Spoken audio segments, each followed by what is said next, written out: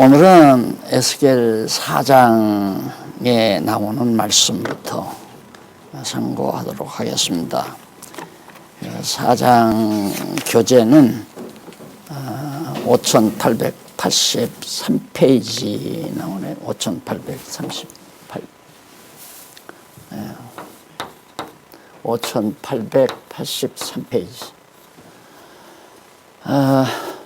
지난 시간 우리가 이제 에스겔 선지자의 소명에 대해서 상고를 했죠. 오늘은 두 번째로 죄로 인한 멸망 예언에 대해서 살펴보도록 합니다.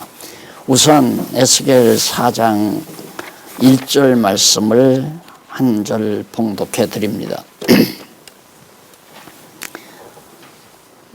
너 인자야, 반석을 가져다가 내 앞에 놓고 한 성읍 곧 예루살렘을 그 위에 그리고 그 성읍을 에워싸되 운제를 세우고 토돈을 쌓고 진을 치고 공성터를 둘러 세우고 또 전철을 가져다가 너와 성읍 사이에 두어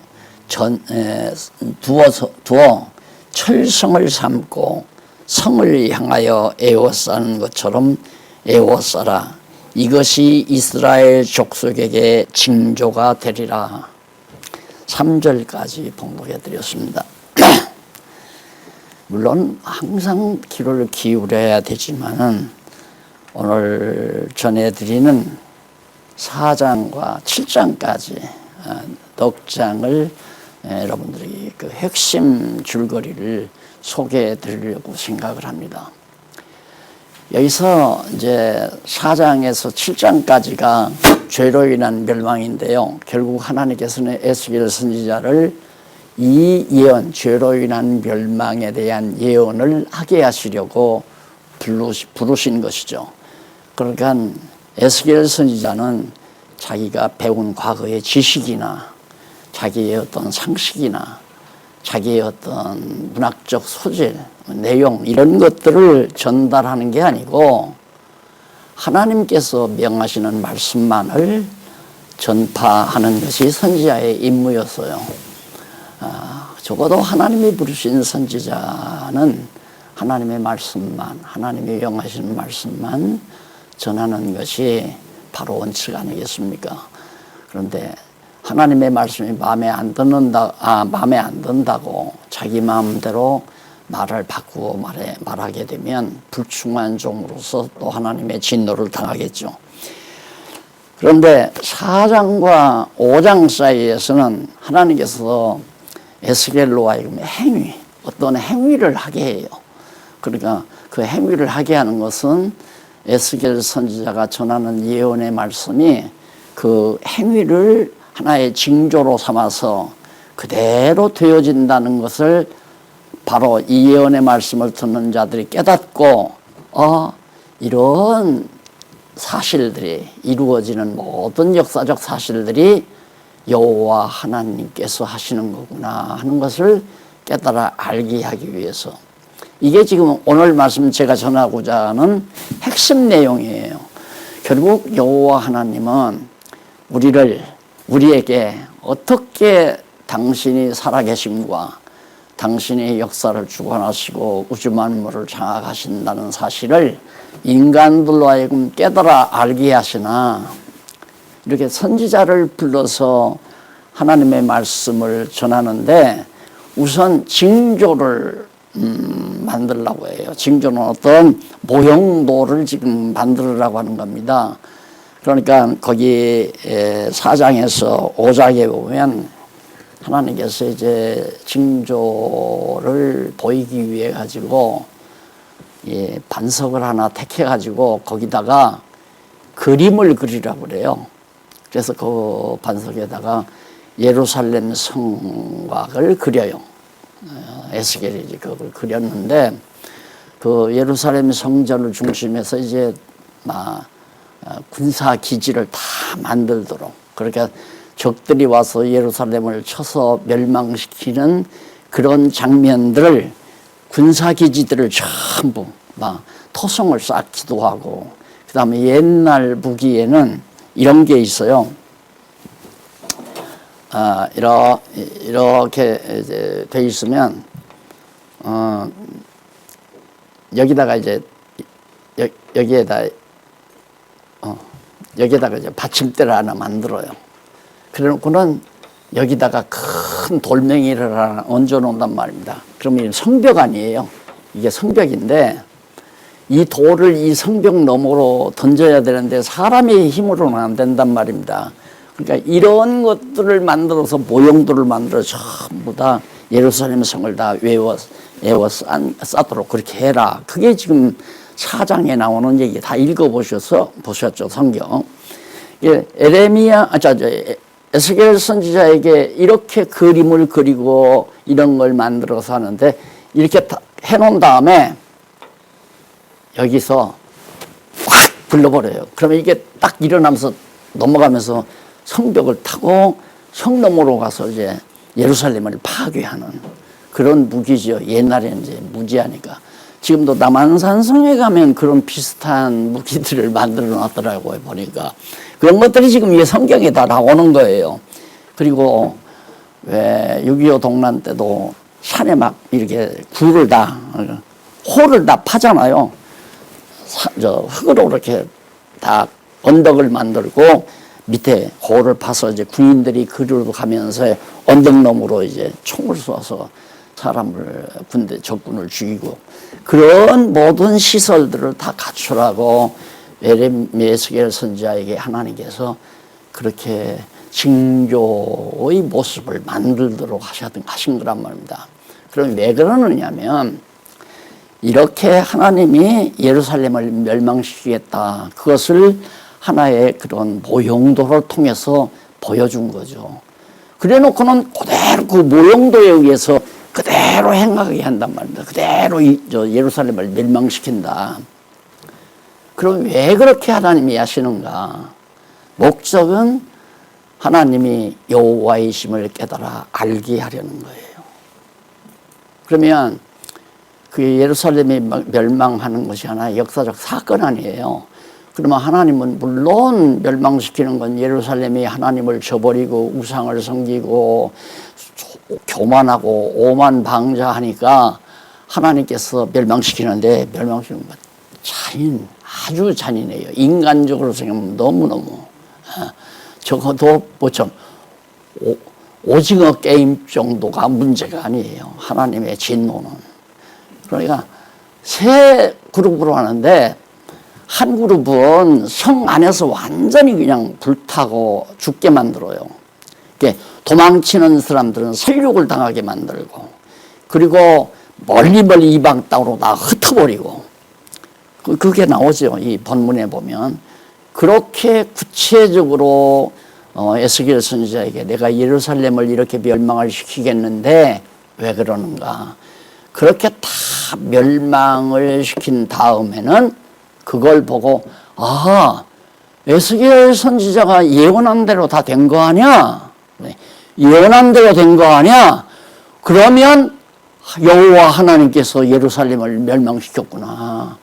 우리가 우상을 섬기고 정말 부요하니까 금은 보배를 가지고 그냥 자기들 몸에 치장을 하고 영화를 누리고 교만하고 자만하고, 이런 여호와 하나님 다 잊어버리고 우상 섬기고 돈을 제일로 알고 이렇게 하니까 하나님께서 전부 다 쓸모없게 만들어요. 쌓아놓은 재물도 다 쓸모없게 만들고, 그래가지고 다 굶어 죽게 만들고, 아비는 자식을 먹고 자식은 아비를 잡아먹고, 이런 잔인한 일이 왜?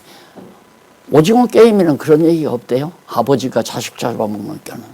근데 하나님께서는 예루살렘이 멸망할 때 그렇게 잔인하게, 이게 하나님께 잔인하다고 표현해서 안 됐지만은 하나님의 진노가 너무 깊이 폭발할 수 있을 정도로 예루살렘 유다 백성들이 부패했단 말입니다. 부패의 내용은 우리 잘 알잖아요. 여호와 하나님 안 섬겨요. 그러니까 하나님께서 이스라엘 백성들을 애굽 땅 종되었던 집에서 이끌어내 가지고 그 가나안 족속 족속들이 살고 있는 가나안 땅을 하나님의 능력으로 어떻게 이스라엘 백성들이 그걸 점령을 해요.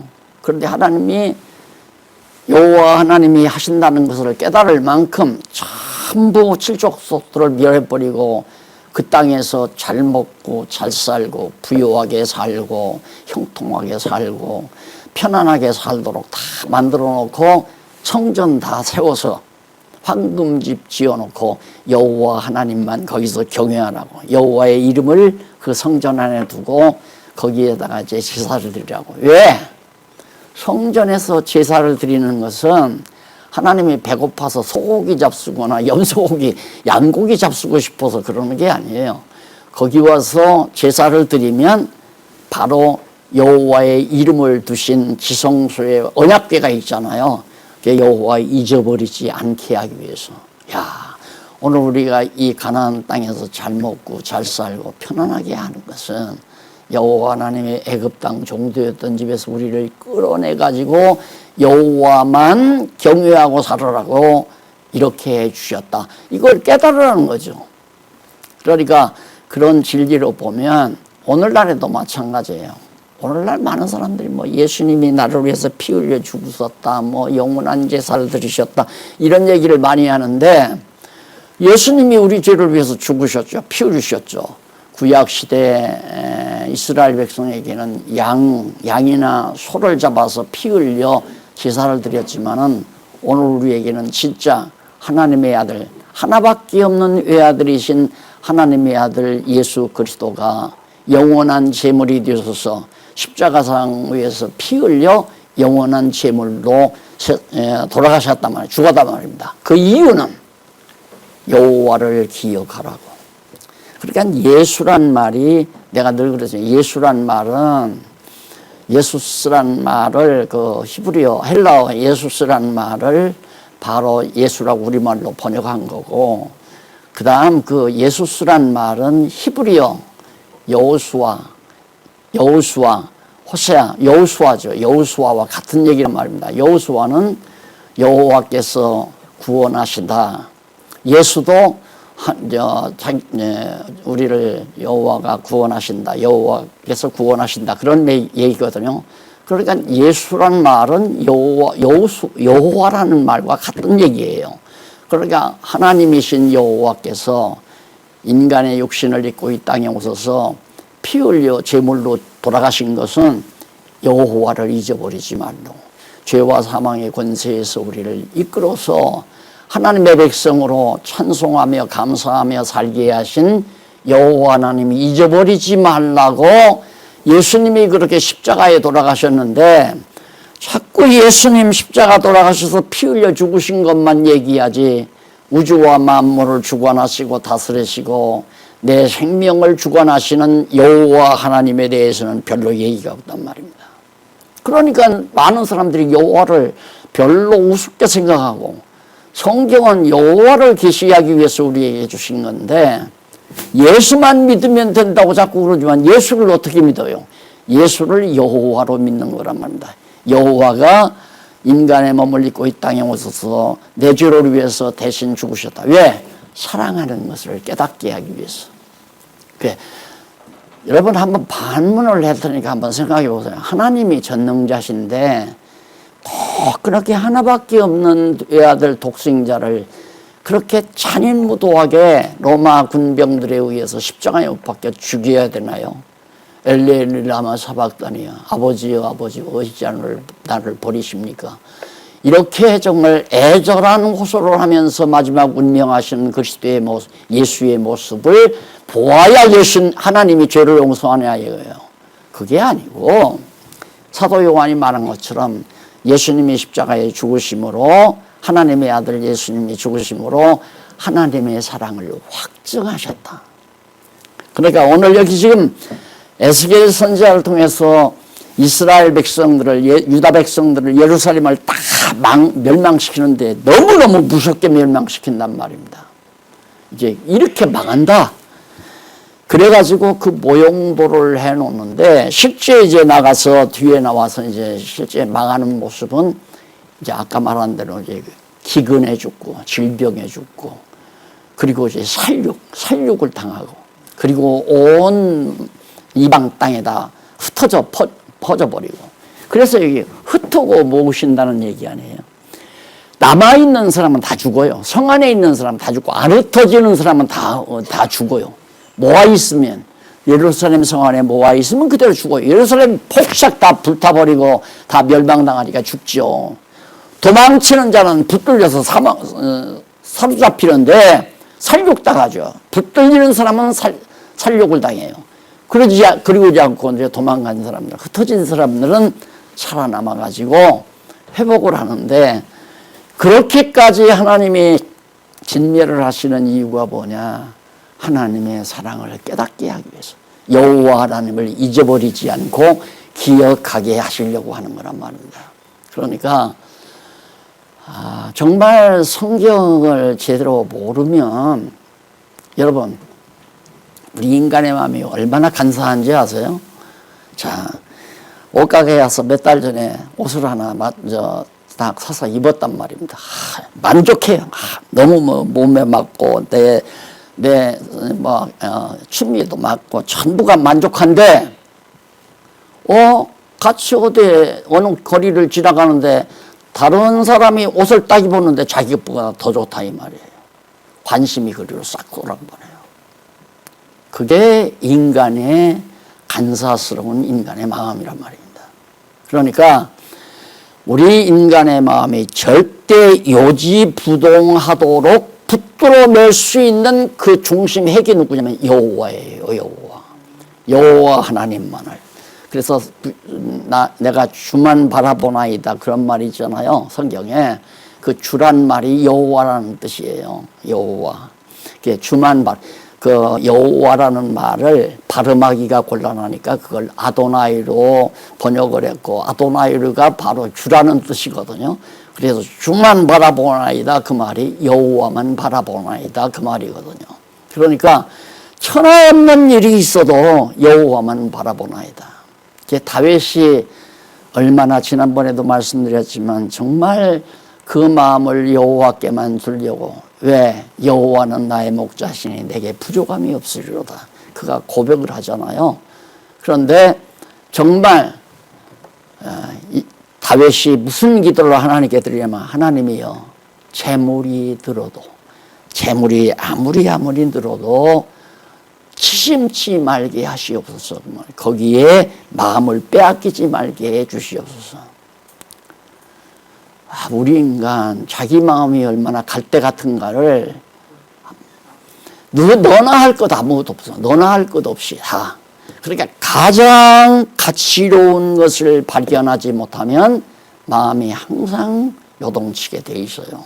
그렇기 때문에 우리가 오늘 이 아침도 성경을 배우는 것은 하나님의 이름 여호와가 얼마나 소중한가, 여호와 하나님이 얼마나 나에게 최고의 가치, 절대 가치를 지니신 분이라고 하는 사실을 또 한 번 더 말씀을 통해서 확인하기 위해서 그래서 이제 본문을 읽어가다 보면 여호와인 줄을 알게 하려 함이라. 그러니까 이 지금 모형도처럼 에스겔 선지자를 통해서 모형도를 만들려고 행위에 의한 예언 가운데 모형도처럼 다 그렇게 실제로 이제 역사적으로 나타날 때 이런 무기가 와서 예루살렘 성벽을 넘어서 때려 부수기도 하고 그 다음 상관에 있는 자들이 다 멸절당하고 도망치는 자들이 붙들려서 살육을 당하고 남아있는 자들이 다 이방 땅으로 흩어져 버리고 이런 일이 벌어질 때 그들이 나를 여호와인 줄을 아니라. 그러니까 오늘 여기서 우리가 이렇게 앉아서 학습하는 건 이건 참 신사적이에요. 귀만 쫑긋하게 열고 있으면 되잖아요. 그러나 하나님이 실습을 시킬 때는 이렇게 해요. 이게 실습이에요. 그러니까 이 세상에 이루어져가는 모든 역사적인 사건, 대한민국의 역사나 세계 역사나 또 우리 서울의 역사나 내 교회 역사나 내 가정의 역사나 내 개인의 역사나 이 모든 역사가 뭐냐? 목적은 하나님께서 그렇게 하시는 목적은 여호와 하나님을 깨달아 알게 하려고. 그래서 내가 또 한 번 언급할게요. 내가 그런 얘기했죠. 나는 목표가 목적이 아닙니다. 목표가 목적이 아닙니다. 그럼 뭐가 목적인가? 목표라고 하는 이 일을 통해서 하나님께서 나로 하여금 여호와를 깨달아 알게 하려는 겁니다. 하나님이 우리를 당신을 깨달아 알게 하는 방법이 학습과 실습이 있잖아요. 학습은 성경 공부하는 게 학습이에요. 이건 정말 편안한 거예요. 그러니까 솔로몬 보세요. 솔로몬 하나님께서 실습을 시키려고 달라고 하지도 아니한 돈을 몽땅 줬잖아요. 부자가 됐죠. 솔로몬은 사실상 하나님께 지혜만 달라고 그랬어요. 너 뭘 구하냐? 그러니까 하나님, 나 같은 걸 이 백성들을 다스리는 왕으로 세우셨사오니 내가 어떻게 다스립니까? 지혜를 주십시오. 와, 놀랍다. 너 참 올바른 거 구했다 해놓고는 그냥 그걸 지혜만 줬어야죠. 그런데 하나님이 실습을 시키려고 돈을 몽땅 준 거예요. 재물도 더 물어주마. 그래서 돈이 몽땅 맞으니까 돈을 보고 이걸 가지고 어떻게 내가 쾌락을 누릴까? 인간이 사는데 쾌락이란 무엇일까? 이런 숙제를 안고 제 육체의 소욕대로 육체의 기쁨대로 하고 싶은 일을 실컷 해봤어요.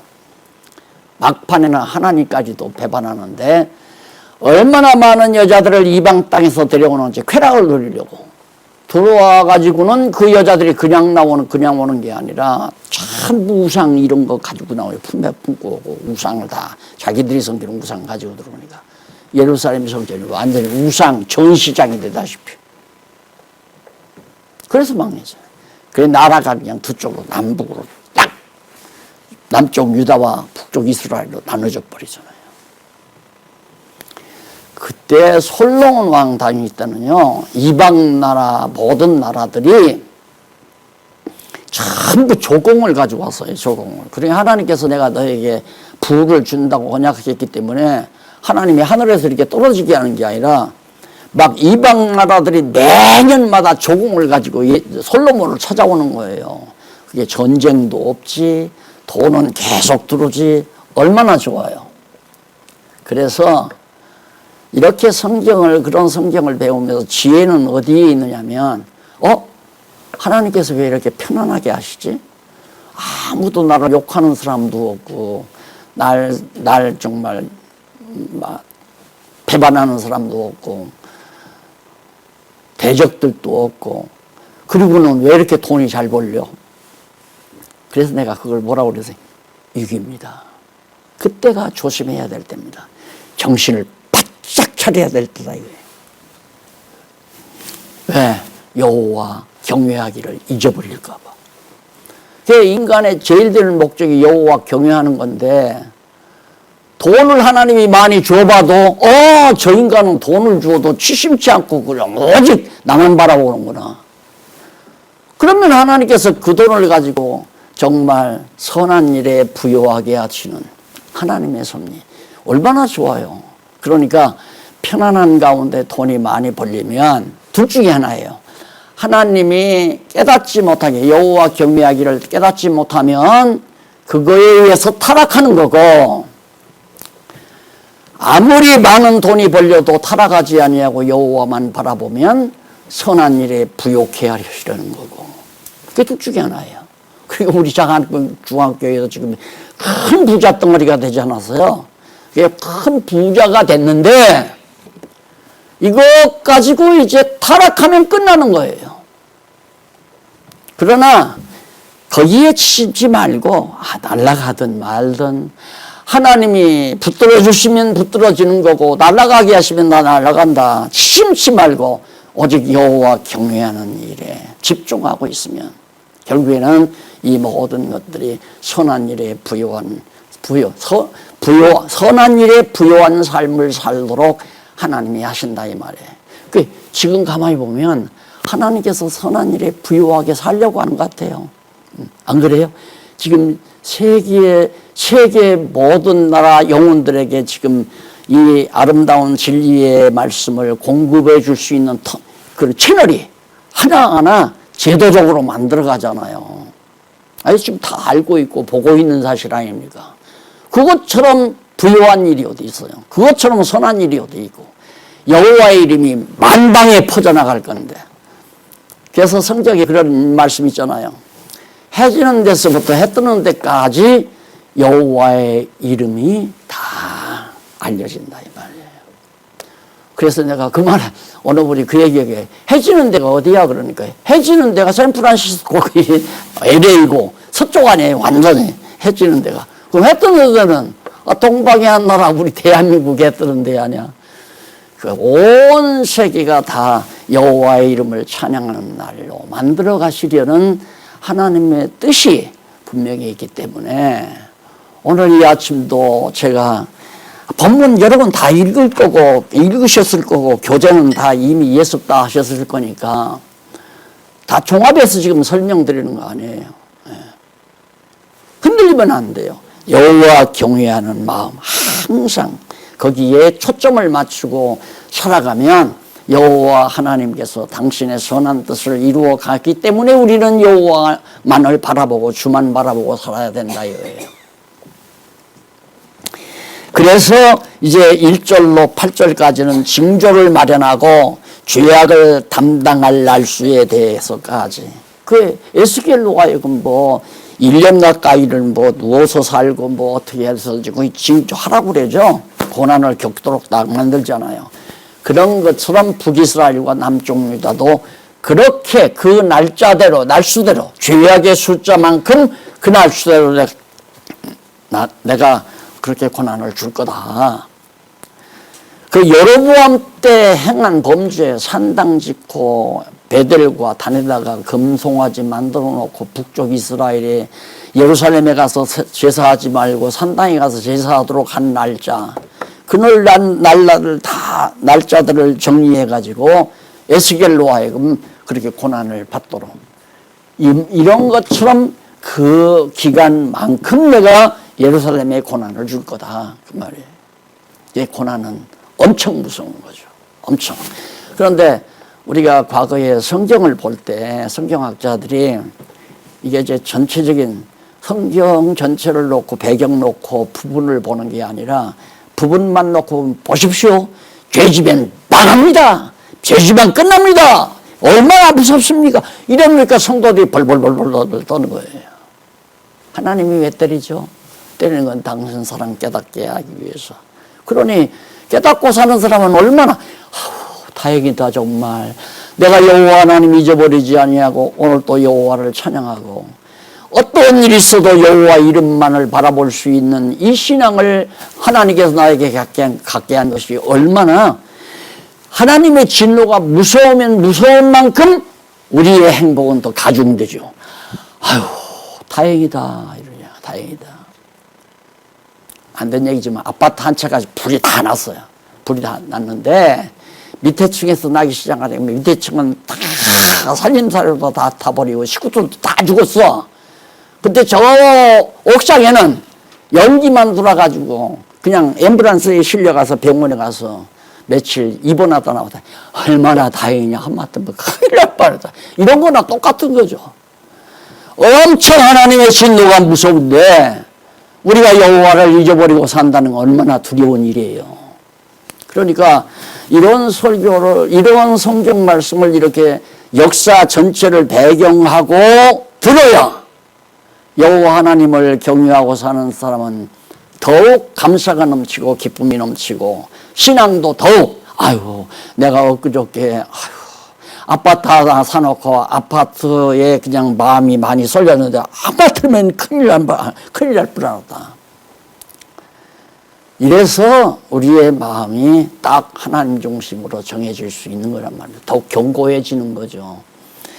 그래서 결국 하나님께서 에스겔로 하여금 이렇게 모형과 행동을 통해서 장차 하나님의 섭리를 예언하는 거예요. 행위로 예언하잖아요. 행위로 예언. 그러니까 여호와 경외하기를, 여호와를 깨달아 알게 하기 위한 방법이, 내가 늘 또 이렇게 공부하다 보면 전체를 또 잊어버리니까 하나님의 영원한 작정이 있잖아요. 모든 일을 하나님이 작정해 놓으셨어요. 작정대로 바로 언약하죠.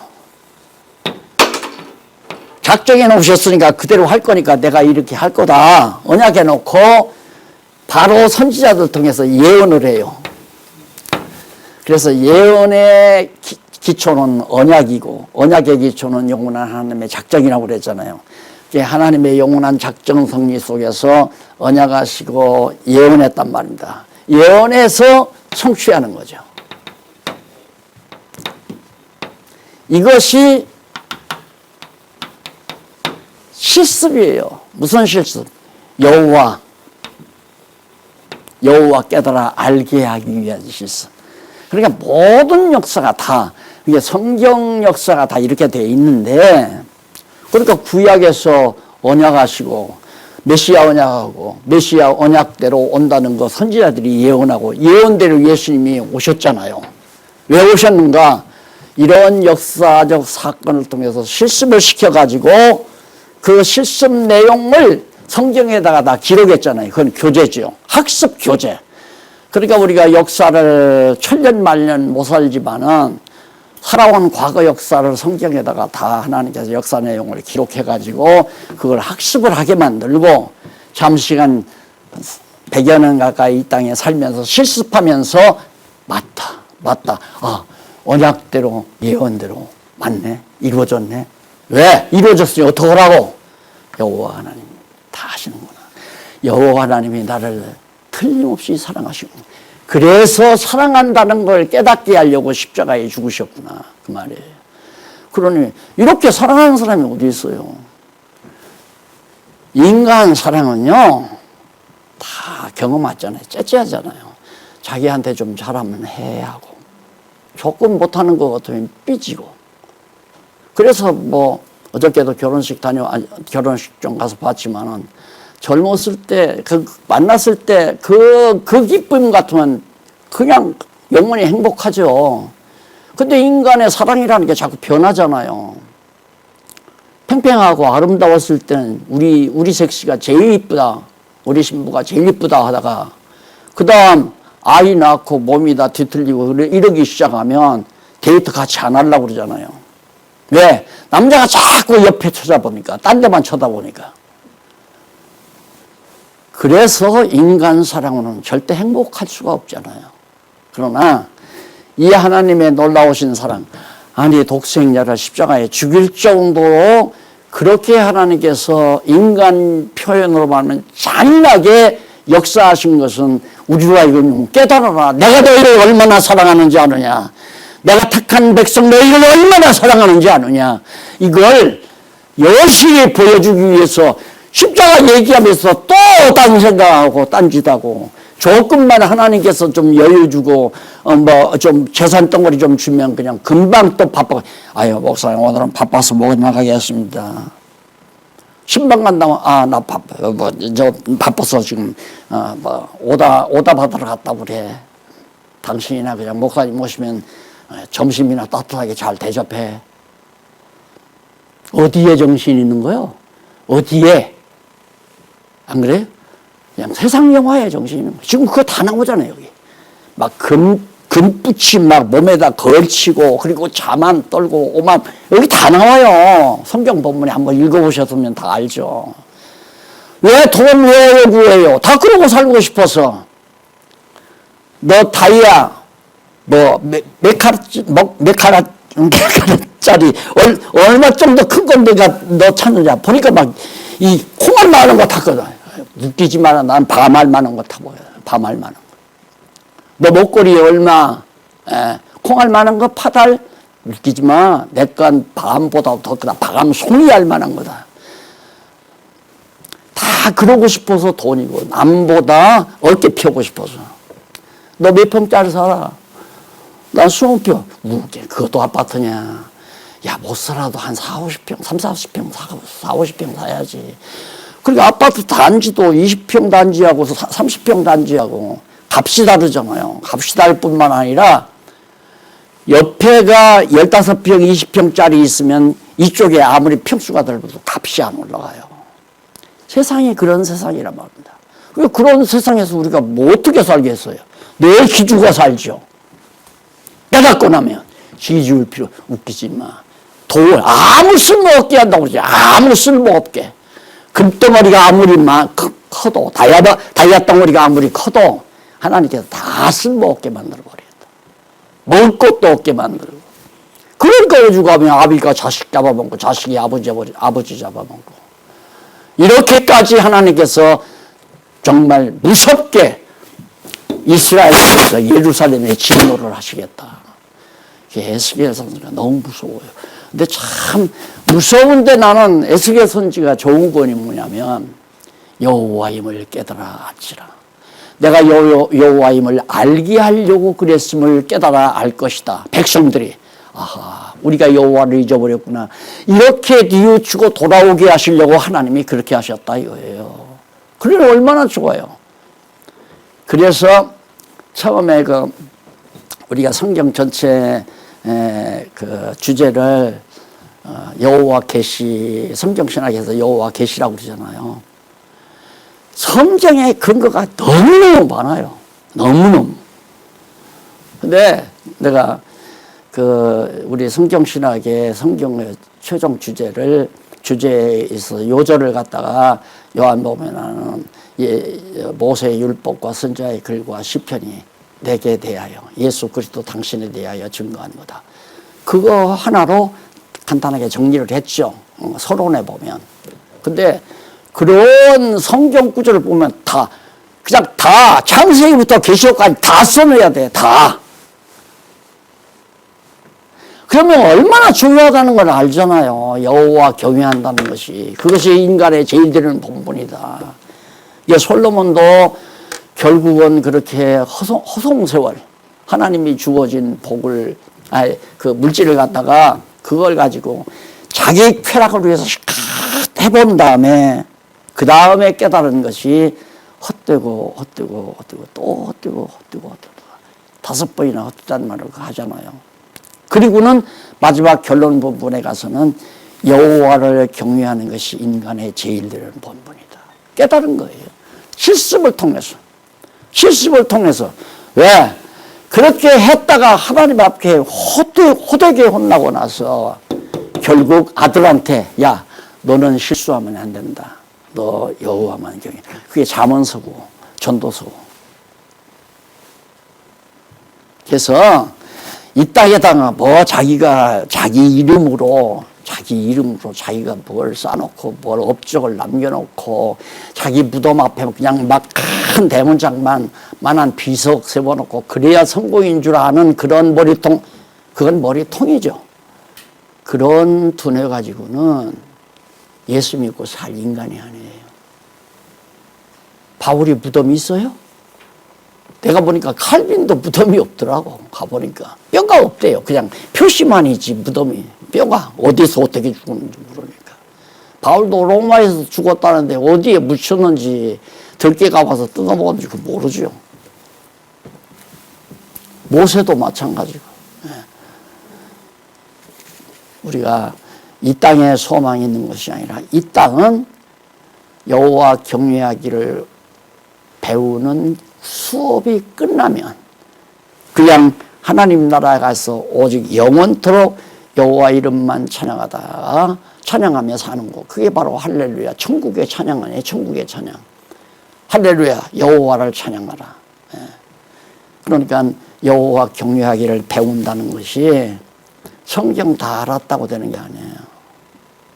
나도 성경 다 읽고 다 성경 줄기 다 잡아서 성경 내용 다 파악했으니까 죽어도 되잖아요. 근데 하나님께서 나에게 소원을 줘가지고 하나님이요 여호와 하나님께서 하시는 일을 좀 보며 살고 싶습니다. 그때는 아직 70밖에 안 됐으니까 당장 갈 것 같지 않으니까 하나님 하시는 일을 보며 살고 싶습니다. 그래 내가 보여주마 하고. 여러분 은퇴하고 나서 내가 겪은 거 다 아시잖아요. 그게 다 여호와 하나님이 하시네. 너 절대 까딱하지 마. 반대로 아무데도 정신 팔지 말아라. 어? 돈덩어리 다 가져갈까 봐서 막 살기가 등등해가지고 그 돈덩어리 도로 쳐주려고 난리치고 병신짓 하지 말라 그 말이에요. 그래서 제가 뭐라고 그래서 공부만 열심히 합시다. 아무리 바람이 불고 어려움이 와도 우리는 성경 공부만 열심히 합시다. 얼마나 좋아요. 잘하니까 하나님께서 또 형통한 날도 주죠. 그 형통한 날 오면 내가 늘 그랬잖아요. 또 하나님께서 권고한 날도 또 준다고. 왜? 여호와 경외하기를 배우는 실습을 시키려고. 봐라, 망하지 않아? 그러니까 너도 그러지 마. 봐라, 흥하지 않아? 오직 여호와만 바라봐. 그거예요, 실습. 그런데 우리는 여호와 경외하기를 배우는 실습을 하면서 사는 게 아니라 자기 욕심 다 채우기 위해서. 어떻게 하면 내가 좀 더 행복한가? 어떻게 하면 남들 부러움 없이 남들이 부러울 만큼 내가 아름답게 살 수 있을까? 전부 꿈이 거기에만 다 몰두돼 있으니까 산다는 것이 피곤하고 마음대로 되면 성공한 것 같고 안 되면 실패한 것 같고 어깨 쪽이 처지고 그게 인간 삶 아니에요. 내 뜻은 안 되면 하나님 뜻이 되는 거 아닙니까? 그건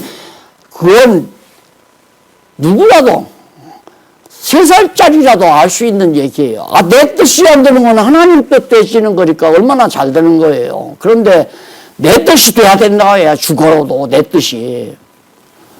이 생각은 우리만 그런 게 아니라 예수님도 그러더라고요. 예수님도. 겟세마네 동상에서 하실 수만 있으면 이 십자가 안 지게 해달라고. 그게 당신 뜻이지. 육신으로 오신 예수님의 뜻은 너무 괴로우니까 그거 없게 하실 수 없습니까? 그럼 아무리 그래도 생각해 보니까 자기 뜻보다는 아버지의 뜻이 더 중요하니까 그 뜻을 위해서 자기가 온 줄도 다 알아요. 그러니까 하오나 내 뜻대로 하지 마옵시고 아버지 뜻대로 하시옵소서. 내가 그래 기도 가르쳐 드렸잖아요. 우리 인간이니까 별의별 욕심 다 구할 수 있다. 큰아파트 주세요. 아들 성공하게 해주세요. 좋은 며느리 만나게 해주세요. 별걸 다 사업 잘 되게 해줘서 별거 다 구할 수 있지만 하오나 아버지 뜻대로 하옵소서. 요만 하나는 빼놓지 말으라고. 하나님의 뜻대로 하옵소서라고 가난하게 하든지 부유하게 하든지 멸시받게 하든지 천대받게 하든지 그게 다 하나님께서 다 주관하는 일인데 지금 여기 다 그런 내용이 바로 다 실려 있잖아요. 그래서 죄로 인한 멸망 예언 가운데 4장 5장이 그렇게 나오는데 5장 1절로 4절 한번 보십니다. 1절 4절은 머리와 수염을 깎아 흩어 칼과 불로 멸할 것을. 머리를 이 에스겔의 머리를 잘라가지고 세 부분으로 나누래요. 나눠서 한 부분은 예수와 그 모형도 예루살렘 안에다가 뿌려서 다 태워버리고 한 묶음은 그건 또 뿌려가지고 흩어버리고 그 다음에 한 묶음은 막 그 주변에다가 흩어버려라. 그게 그대로 이스라엘 백성들을 이스라엘 예루살렘 백성들을 안에서 죽는 백성 도망가다가 붙들려 죽는 백성 그 다음 온 이방 땅으로 흩어지는 백성 세 부분으로 나누게 하실 것을 에스겔의 머리 비유로 그렇게 머리 모형으로 그렇게 했는데 그대로 됐잖아요. 5절로 17절 백성에게 벌을 내려서 예루살렘을 멸하실 것을 예언합니다. 백성에게 벌에서 다. 그러니까 거기 10절만 한번 보실까요? 10절 성경 밑에서부터 8째 줄 앞부분에 보면 10절 나와요. 그리한즉 너희 중에서 아비가 아들을 먹고 아들이 그 아비를 먹으리라.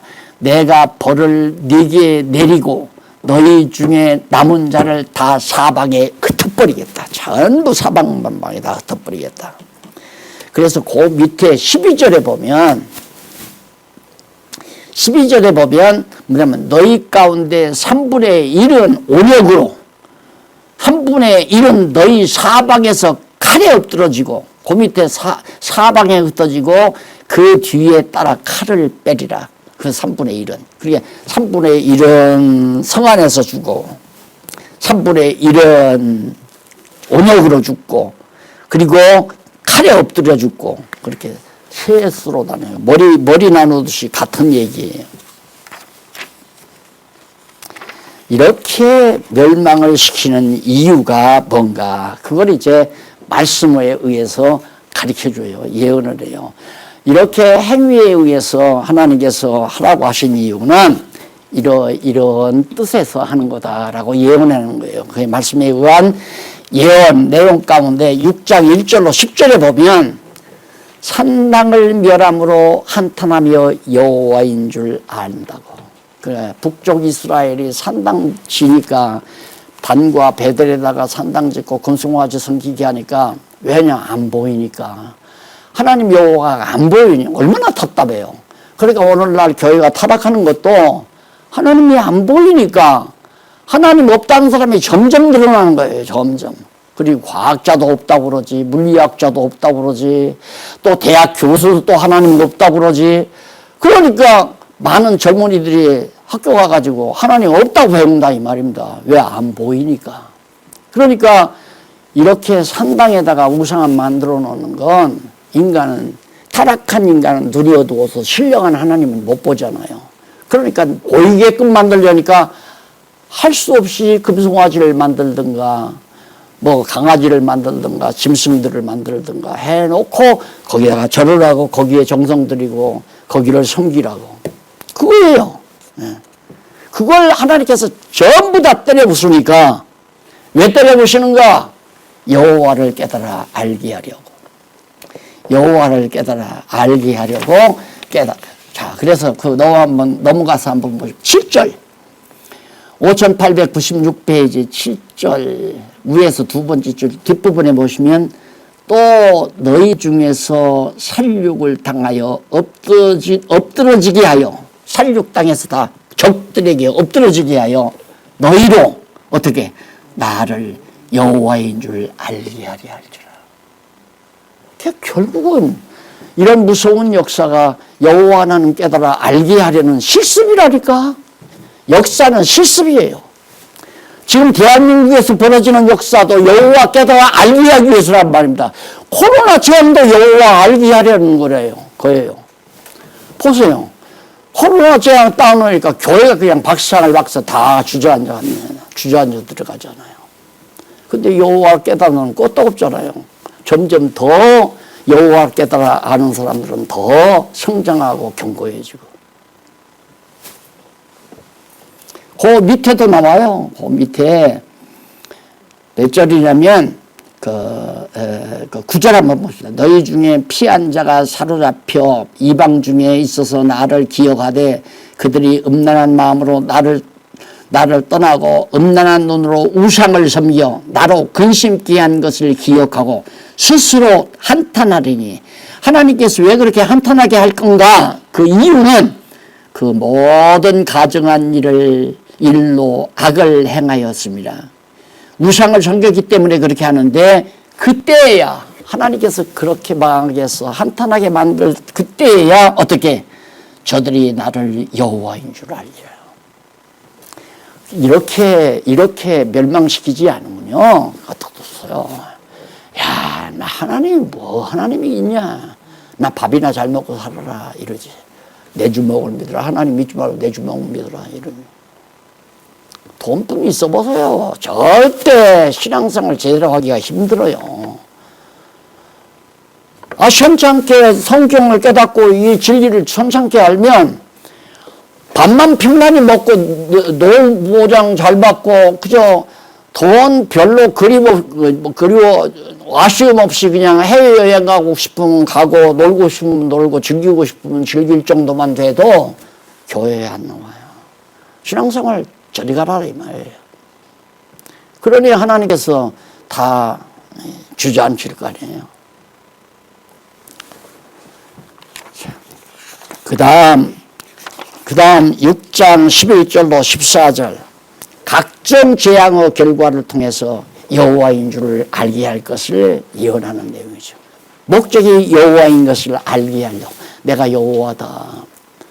하나님은 보통 명사고 여호와는 고유명사라고 그랬잖아요. 오직 여호와만이 참신이에요.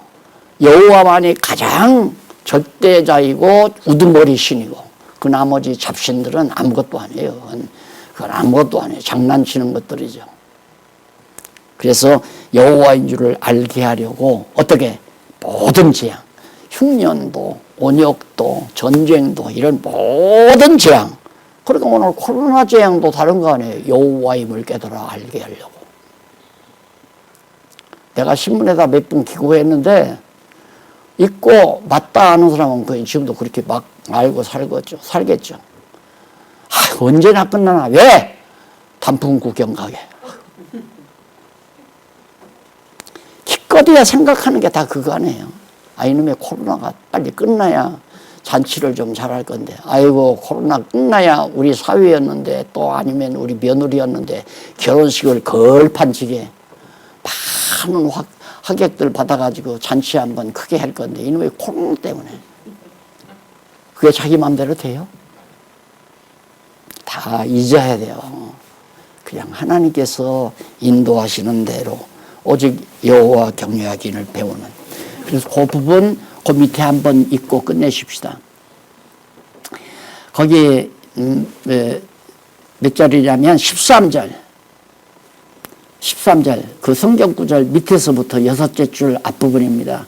13절 그 살육당한 시체가 우상 사이에 그다음 제단산 사방에 각 높은 고개에 모든 산꼭대기에 모든 푸른 나무 아래에 무성한 상수리 나무 아래 곧 그 우상에게 분향하던 곳에 있으리니 시체들이 막 다 널브러져 있다. 여기저기 다 우상 제단 앞에 막 널브러져 있고 상수리 나무에게도 널브러져 있고 그렇게 널브러져 있을 것이니까 분향하던 곳에 있으리니 너희가 어떻게 나를 여호와인 줄 알리라. 왜? 행위에 의해서 예언한 대로 그대로 되지니까 정말 하나님은 여호와다. 우리가 성경 전체가 얼마나 쉬워요. 하나님이 언약하신 대로 그대로 예수님 메시아 언약한 대로 메시아가 온 거 보니까 여호와 하나님 살아계시구나. 얼마나 간단해요. 기도하십시다. 자비하신 아버지, 어리석은 우리들 마음이 흔들릴 때가 많습니다. 하나님이여 굳게 붙잡으시고 오직 여호와만 바라보게 하시옵소서. 예수님 이름으로 기도드립니다. 아멘.